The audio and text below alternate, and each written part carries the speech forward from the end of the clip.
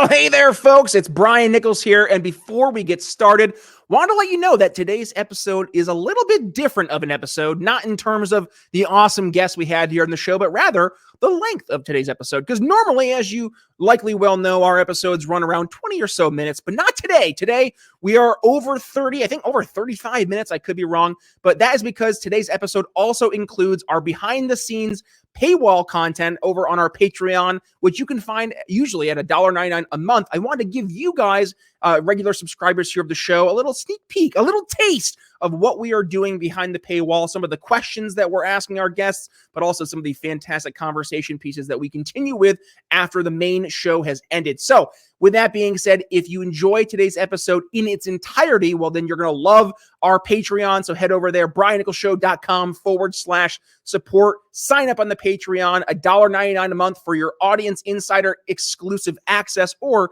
if you're loving the show and you want to go ahead and become a $5 a month subscriber as a super fan, well, I encourage that as well. But enough from me, onto the show. Andrew Thorp King here on The Brian Nichols Show.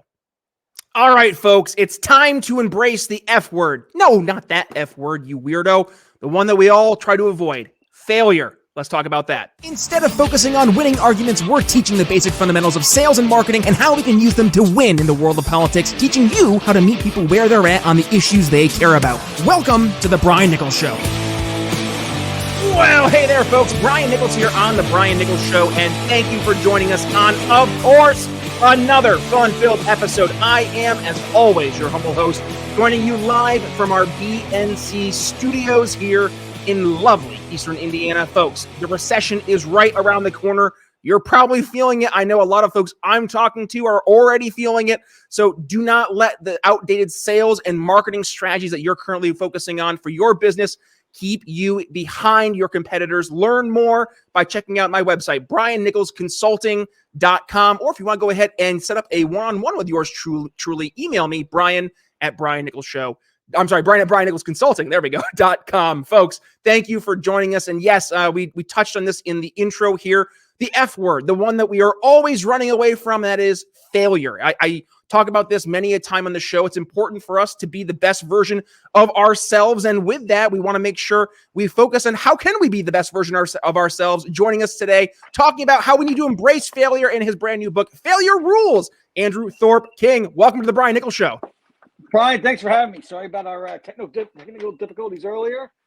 Appreciate you having me on. Excited to be here. Absolutely, Andrew. Thank you for joining us. And hey, no worries. Technical difficulties are a name of the game here in the 2020 post-COVID world. I work in technology, and this is the usual. Hey, can you hear me now? Oh, you're on mute still. Trust me, no worries. It happens all the time. But we're very appreciative that you're able to join us today, and we are able to get things figured out because, Andrew, you're bringing a lot of important conversation topics to the audience today. And that is not the idea of running away from our failures, but rather embracing our failures. So we want to hit on that. Before we do that, please do us a favor. Introduce yourself to the Brian Nichols Show audience. Sure. So my name is Andrew Thorp King. I'm the author here of Failure Rules, the 5 Rules of Failure for Entrepreneurs, Creatives, and Authentics. Background in a variety of different spaces, mostly a dual career in banking and finance and different manifestations, as well as the music industry. Also owned a gym, also wrote a spy novel, also have done bodybuilding competitions, so things like that. Kind of wide array of background. Cigar lover, punk rocker, lots of things. So that's a lot of stuff there, and I guess it kind of goes all hand in hand with your overall theme that you're focusing on here, and that is embracing failure to help you become a better person, trying new things, being open to the idea that failure might be an option. And hey, mistakes are proof that you're learning. So talk to us about what led you down this path of embracing failure and going to the point you wrote a book about it.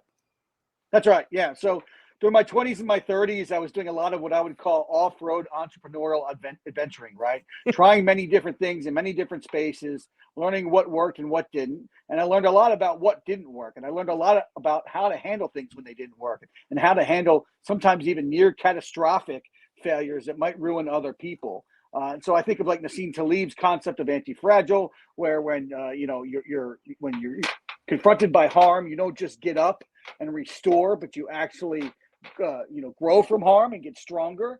I was taking a beach walk one day thinking of the Winston Churchill quote, that failure is going, or success is going from failure to failure without loss of enthusiasm. And I was convicted to write a book on the value of failure and kind of excavate all these different experiences I had and layer in kind of inspirational input from virtual mentors that helped inform my life and help me in certain failure moments, including a lot of the music I listened to, hardcore, metal, and punk rock, because I own two hardcore metal and punk rock record labels. So I just started writing the book, and as I wrote the book, from draft to draft, through iterations from year to year, it became apparent that there was these overarching kind of rules that really coagulated the stories together, and that's how I came up with the 5 rules of failure. So that's kind of the background. So let's kick things off with the, I guess, understanding that we need to embrace failure, right? And we here at the Brian Nichols Show, while we do talk about the world of politics, we also talk a lot about sales and marketing, and specifically how can we take what we know works in the private sector and bring it to the world of politics to help meet people where they're at on those issues they care about. But with that, understanding not just what works, but what didn't work, recognizing where we can learn from the failures so we don't repeat them in the future. So I guess when you're going through and you're mapping out some consistent, I guess, issues that you see with folks when we're addressing the term failure, you mentioned that there are specific rules here. You want to kind of walk through some of those main rules and where you kind of came to it to find them as being the underlying, I guess, principles of embracing failure? Yeah, so failure rule number 1 is failure purify. So it's this idea that the phoenix must burn to emerge.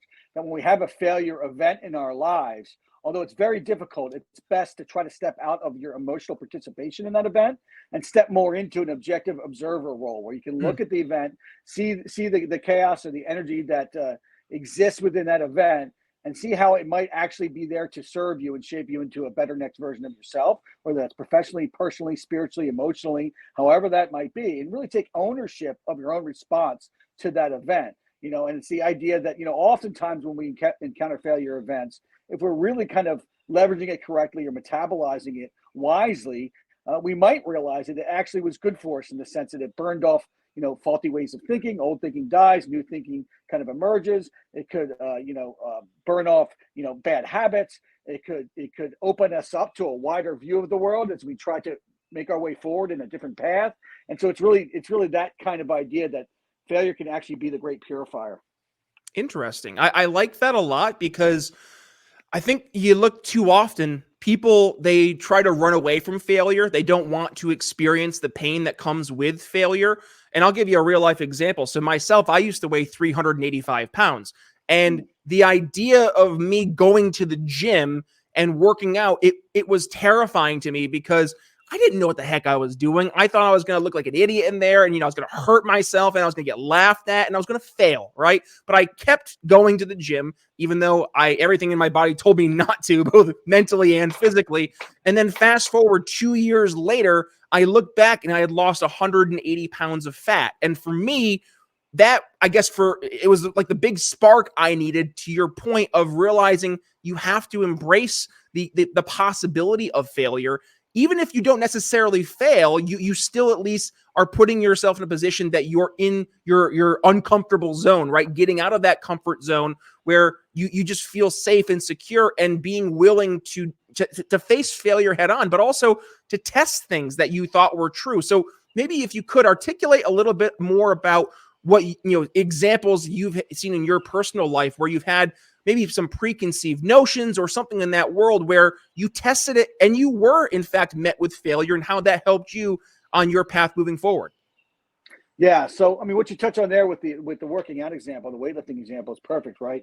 Because again, it's this idea that we're constantly going to need to go through sometimes intentional cycles of death and renewal in our lives in order to grow. Like that really is the pathway to growth.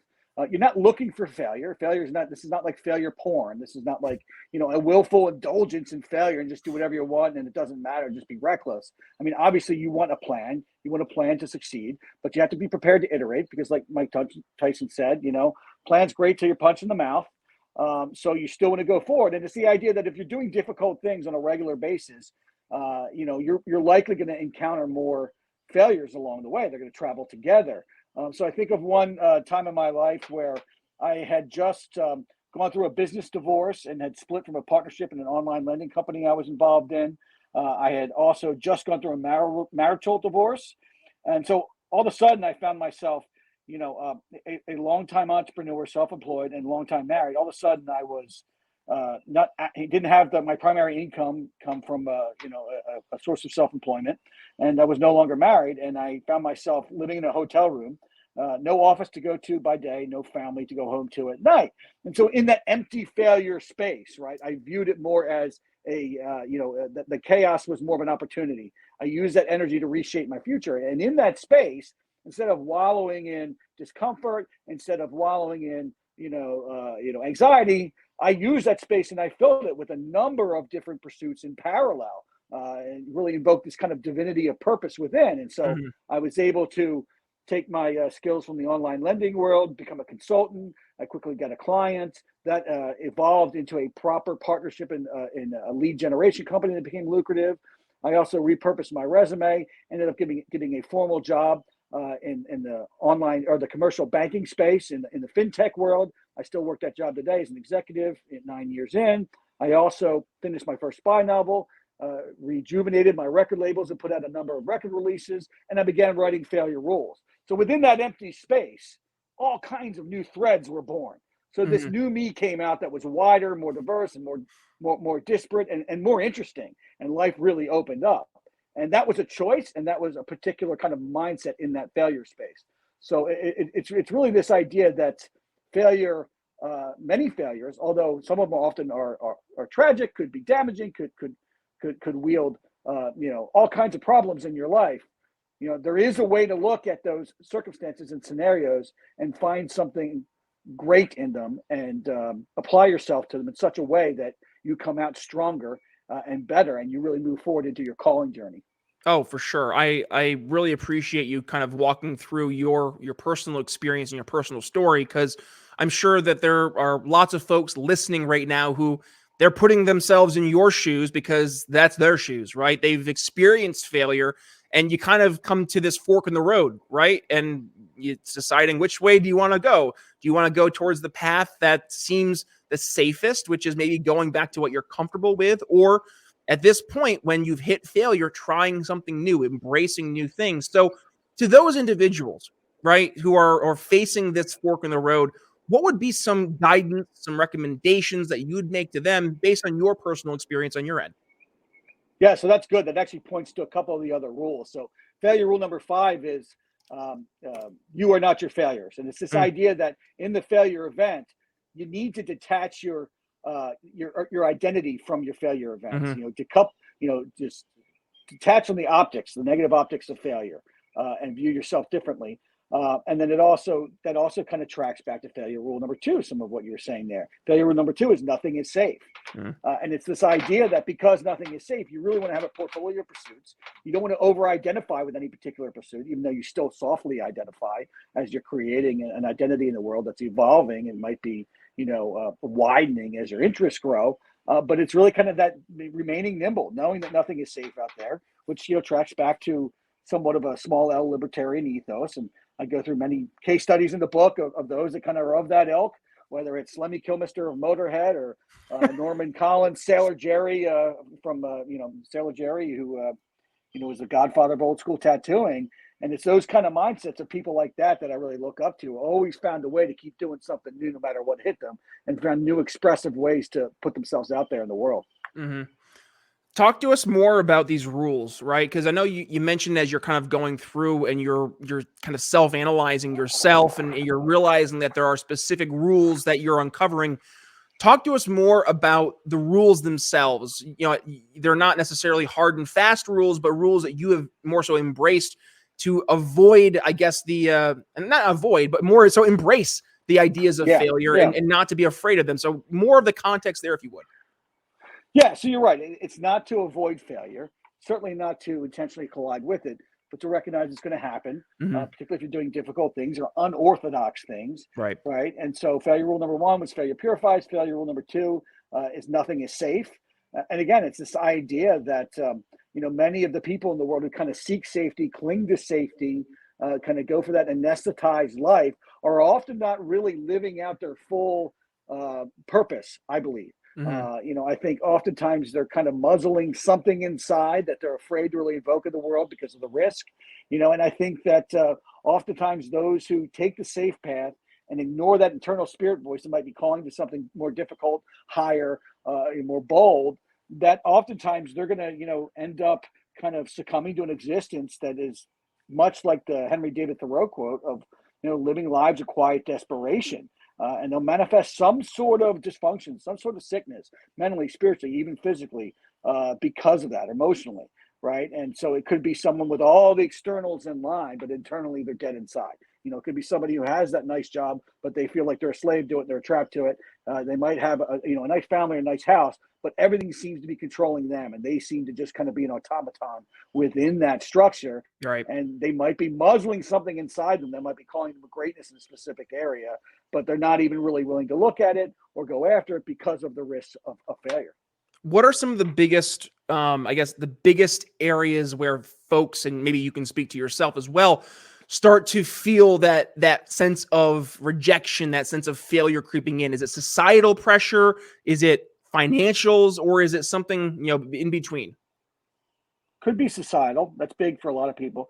I think the two biggest ones that I think I personally felt peripherally, but always, overcame and didn't allow to come into my decision-making matrices was familial or perceived familial, Mm, opinions, and as well as financial, because financial is hard and real. Like, yep. if you don't have money, you really are going to have real problems. Yep. And I've been in those positions, right? I've made it all, lost it all, made it all, lost it all. Traversed through wild fluctuations within my personal economic journey. Really, really high euphoric highs and really, really low, almost near catastrophic lows. And that kind of bipolarism of economics is very difficult to traverse through for a lot of people. They would rather have just a steady path. Right. But I find that even with that bipolarism of an economic life, based on the volatility of chasing after difficult and interesting things, for me, that puts me in the spaces of highest meaning. And I really felt like at all times I was aligned with my calling journey and doing what I could do to most succinctly maximize my own personal talent stack and put it out into the world. When you talk about family, I think that one hits very home for a lot of folks listening to the show, because when you talk about family, there is that sense of your voc, right? Your tribe, your people. Yep. And just going back to our ancestral genetic approach to life, we don't want to disrupt that environment, that family vibe, because they are at the end of the day the people we are hoping will embrace us when the proverbial crap hits the fan. But to your point, family in some cases are some of the biggest barriers that are actually holding us back, because of that, I guess, that self-imposed feeling of safety and security, and really not realizing it might not be true safety and security at all. That's right. That's right. Because what is safe if at the end of the day you have this suffocating feeling about your existence, and oftentimes still tethered to structures that, while temporarily might make you feel safe, still that they're not bound to you. You don't control them; they control you. And so you have to realize that nothing is safe, even those things that appear to be safe. And what you're talking about, it kind of tracks back to a quote that I leverage in the book a lot. Aligned to the failure rule number 5 of "You are not your failures," which is Leo Tolstoy, when he said, the best solution often is to ignore the opinion, to be kind and ignore the opinions of others. So it's that idea, like, smile, be kind, listen to the perceptions of others. Let them have their perceptions, but you got to follow your own internal spirit voice and act on that. And what is the best path for you to maximize your impact in the world, right? And your highest calling. So that is really a tough one, and I think for a lot of people, family really oftentimes, they're more concerned about your safety. They're more concerned about you not failing and not getting hurt, not going through difficult times, because they Yep. want to protect you. And I think that instinct really, while natural, and in a very measured sense, can sometimes be okay. A lot of the times it's hindering, and it can really be something that cripples people from really maximizing the potential. What would you say to those family members out there who are listening and they go, well, yeah, I want to protect my family, to help them feel maybe more comfortable with the idea of letting their family members experience failure for the sake of growing?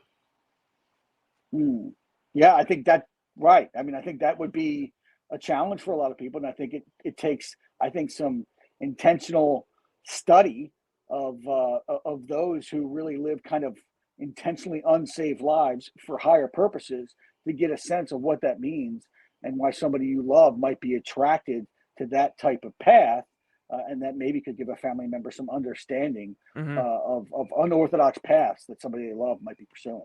Yeah.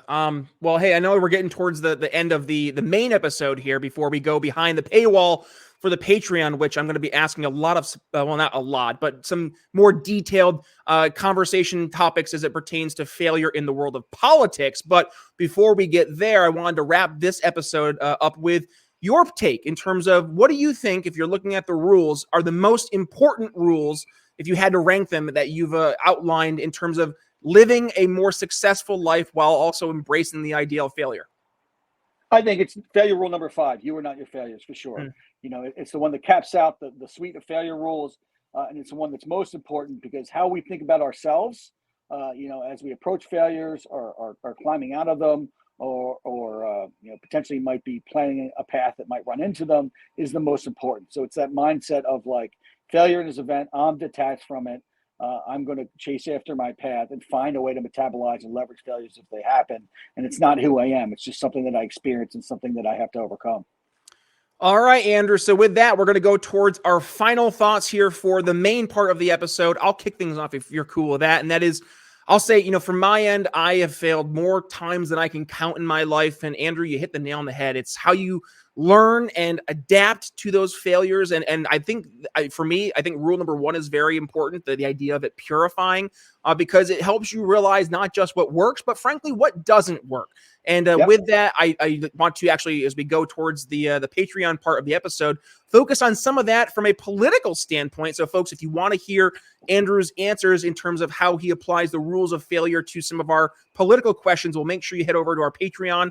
$1.99 a month gets you in as an audience insider to catch the rest of our conversation here. So that's my final thoughts. Andrew, as we wrap up the main episode, what are your final thoughts for today?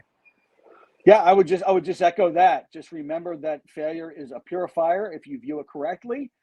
Detach your identity from your failure events and find a way to reshape the chaos in your life to make you a wider, more interesting, better evolving self. Love it. All right. The book is Failure Rules. Where can folks go ahead and grab their copy today, Andrew? Available anywhere books are sold online, including an audiobook. You can find me at andrewthorpking.com, no E on the end of Thorpe. From there, you can connect to me on Instagram, YouTube. You get a free Failure Rules mini course. There's a Failure Rules soundtrack on Spotify and Apple Music. All kinds of great stuff. Fantastic, folks. We will include that link, well, all those links in the show notes, plus the link to the book, Failure Rules, which again can be found over on Amazon. And yes, I know this is the 3rd time I'm bringing it up, but we are going to continue our conversation over on Patreon. So if you want to go ahead and catch the next part of the episode, well, please head over to briannicholsshow.com/support. Become a supporting listener, $1.99 a month, and it lets you hear more detailed conversations with amazing guests like Andrew here. So with that being said, you can follow me on social media at @BNicholsLiberty, Twitter, Facebook, Minds.com, and also you want to go ahead and catch this episode before anybody else, Sovereign.com. It's a Sovereign exclusive, airs a day before anywhere else. The podcast version, the YouTube version, Rumble, wherever it is else, you're going to catch it early over on Sovereign. So head over there to get your Sovereign exclusive. But with that being said, Brian Nichols signing off here on the Brian Nichols Show for Andrew Thorp. Oh my gosh, my brain just broke. Andrew Thorp King. I was like Johnson. I had Adam Johnson on my show last time. Andrew Thorp King. We'll see you later. Thank you. All right, and let's kick off the Patreon. Sorry about that, Andrew. My brain broke. By the way, I'm a dad of 3 weeks right now. So sleep. Wow. Whoo! Sleep is hard to find. I'm hauling right now. So thank you for sticking with me on the episode today. Sure, no problem at all. No problem at all. I got 3 kids myself. I remember those years. You get it. Okay, perfect. So I feel better then. That's my failure, is my brain breaking. Well, here, let's go ahead to the Patreon side of the episode. And yeah, I'll leave this in so folks can see that I fail as well as a host. So with that, I wanted to talk some about the politics side of failure, right? Because we in the greater small L libertarian movement, we're very, I guess, used to and frequented by the ideas of failure. So based on learning about failure today in the main episode, what would be some recommendations you would make to libertarians out there in terms of actually learning from our failures to have more political success in the future? Learning from our failures to have more political success in the future. Okay, so I think there's been obviously, like, as politics has evolved, particularly over the last 10 years, I think it's become really, really interesting that nuance has played more of a part in kind of splintering various factions within the entire political spectrum, right? And I think that's a big part of the libertarian big tent as well, right? And so I think one of our biggest failures is to think too narrowly about what it means to be any sort of political stripe, and so libertarian in general. So I think libertarians do this better than any other, just based on the fundamentals of the philosophy. But I think it's always kind of keeping that open mind of someone might still be aligned with your most core values and principles, even if they have different opinions on certain policies or different opinions on how a small L libertarian philosophy translates into a big L libertarian policy, and those type of things. So I think it's really kind of learning from, I think, what has been the failure of the Republican Party and one of the real issues, obviously, of the Democrat Party, which is a lot of the rigidity in that platform. Yep. Whereas libertarian really is supposed to decouple yourself as much as possible functionally from governmental downpress, so that you can have more freedom within society to make your own choices and to fail and to be responsible for those failures, to figure out how to get up from them on your own or with the private help of others. Right. And so I would say that would be how I'd respond to that.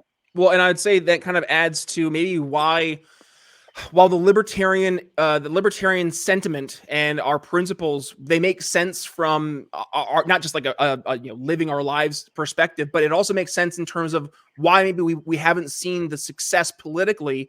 And that is, you look at what we were talking about earlier, the idea that folks want to have that sense of safety and security, right? And I mean, government, if anything, is looked to as this big arbiter of creating a safe and fair environment, eliminating the opportunities of failure. And it becomes this utopian vision for how we can build our societies, versus to the point that you were making earlier in the episode, but just now, we have to embrace the opportunity to fail, because that's how you can learn what works and what doesn't work. When you're just trying to force feed one size fits all solutions based on the idea that, well, this is going to keep us safe and secure. Yeah, it might have unintended consequences by inspiring people to continue to do acts that fail and not actually let them fail. Yeah, and to that point, I would expand and say, it's also, this idea of, the big government kind of ethos or movements or forces. It's like they have this idea of almost this dehumanizing expectation of sameness of people, where they think of us all as kind of these bricks, right? Right. As opposed to the reality is that we were all created very, very unique. We're more like stones, not like bricks. Bricks is more like this socialism mindset, where we're really individuals. We're like stones. We have our own different special bright spots and scratches and pock marks and shapes and everything else. And you have to allow that to flourish with freedom, without the intervention or the kind of overbearing, rigidity that, that government continues with their scope creep to try to impose on us. And that's happening now on a global scale too, more than just national. And so, for me, taking it back to the small L libertarianism, which to me tracks back to the punk rock ethos of DIY, to the do-it-yourself ethos of entrepreneurialism, to the supernatural reliance on some sort of faith beyond this world, beyond the governments of this world. All those things track together to me to really kind of solidify this libertarian approach to living life and living it as a unique individual, molding your character through trying many different things and failing at different things and getting up and getting stronger. And I think that's a big part of what would be a libertarian mindset as you walk through the world. So we libertarians, right? And here on the Brian Nichols Show, by the way, we focus on what? Sales and marketing, and how do we bring these ideas to your average person? So I'm going to challenge you, Andrew. What would you say would be a good way for libertarians to actually effectively sell the opportunity for failure to maybe your red team and blue team folks out there who they're terrified of the idea of failure? What would be a good maybe starting off point to build that common bridge? Yeah, I mean, look, my whole book is littered with all kinds of diverse case studies of those who live very unique, eventful lives where their ultimate success was defined by the backstory narrative of many failures that punctuated their path. I mean, I got everybody here from legendary boxer Jack Johnson to ex-gang leader Elgin James, who happens to be the half-brother of Jocko Willink and ended up being a screenwriter on Mayans MC, the spinoff to Sons of Anarchy, to billionaire Sarah Blakely, to Elon Musk, to James Altucher, podcaster, investor. So, looking at those stories and seeing how failure really made these people very, very, very unique, that would not have happened if it wasn't for them stepping out, taking risks, encountering failures, learning how to grapple with them and reorganize their lives, So, hey, that's really, it's go by failure rules, the 5 rules of failure for entrepreneurs, creatives, authentics. And that's your blueprint right there. I mean, it's 480 pages worth of great stuff that will really show you how to do that. Absolutely. Well, we're getting to the tail end here of the Patreon. So with that, I wanted to maybe give you an opportunity here to talk about your personal stories, right? And we went through that a little bit here on the main episode, but maybe one specific example of a failure in your life that just it hit you hard to really like taking this entire approach to embracing failure to the extreme and living out this idea and this life of being open to failure so you can learn how to actually embrace success. Yeah, sure. So, one of the biggest failures I went through was when I was running my 2 record labels full time. I got over leveraged. At the same time, the industry transitioned very quickly into digitization. Nobody really expected it to transition that clearly. Nobody really understood what all the consequences would have been in that transition. Large retail chains were closing. Returns were coming back to me. And I had a few records that underperformed that I overinvested in. And I got to a really over-leveraged point where I had to declare bankruptcy on my personal credit to move forward. Ultimately, and I didn't know it at this time, the IP rights to the catalog would end up surviving and being valuable, up until now, right? Even, and I ended up putting out records again in the future, revitalize record labels. But at the time, I was in the failure space, and so there I was bankrupt. There was no unemployment for me. I still had some debt that wasn't discharged that I had to deal with, and I had to find a new career. I had 3 young kids, and I was a single income household. So there was literally nothing. I mean, I was hitting rock bottom. And I ended up doing financial planning for a few years, just building up a practice out of scratch. All of a sudden, I'm wearing a suit after being like this tattooed punk rock guy, and I found a way to, reinvent myself and network with high worth individuals and start to kind of build my way into a new career. And I'm still in banking and finance today. And so it's that type of reinvention mentality. It's sometimes, near devastation that you have to adapt or adopt in those types of circumstances. Yep. I mean, dude, I was an alcoholic for a number of years. I still, to this day, if I ever get near alcohol, I still kind of get that tingle until I sniff it. And I'm like, ugh, don't want that no more because the hangovers suck. And the person I was not the person that I wanted to be. So, to that, I hear you. Like, you need to sometimes hit the real proverbial, I don't know what you want to call it, but rock bottom, right? Truly embrace the suck, feel the suck, and with that, learn from the suck. And focus on doing the things that are going to make you a better version of yourself. And that's something that we're really trying to do here at the Brian Nichols Show, more recently with our Good People Network, bringing good people in and talking about what the good things they're doing to help better their communities, better their states, whatever it may be, but by bringing good solutions to the table as well, instead of just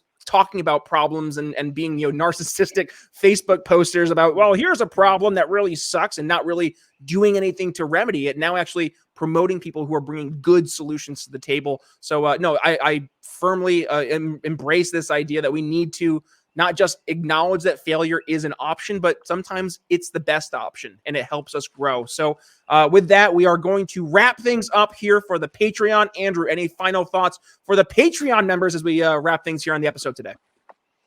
Just go check it out. The book is Failure Rules, the 5 Rules of Failure for Entrepreneurs, Creators, and Authentics. I love it. It'll help you to embrace the F word and learn that after it sucks, failure rules. Perfect. Andrew, thank you so much. Yes, Andrew Thorp King. Don't worry, Brian. Your memory is going to get there soon enough once you get some sleep there. Fingers crossed in a couple of weeks, months. I don't know. We'll see. A 3-week-old baby to be determined. With that being said, folks, thank you for joining us on today's episode, and thank you for joining us on the special version of the episode here for our Patreon subscribers. If you are getting some value, please go ahead, invite other folks to the Patreon. $1.99 a month to have awesome conversations like we had here with Andrew that leave you what?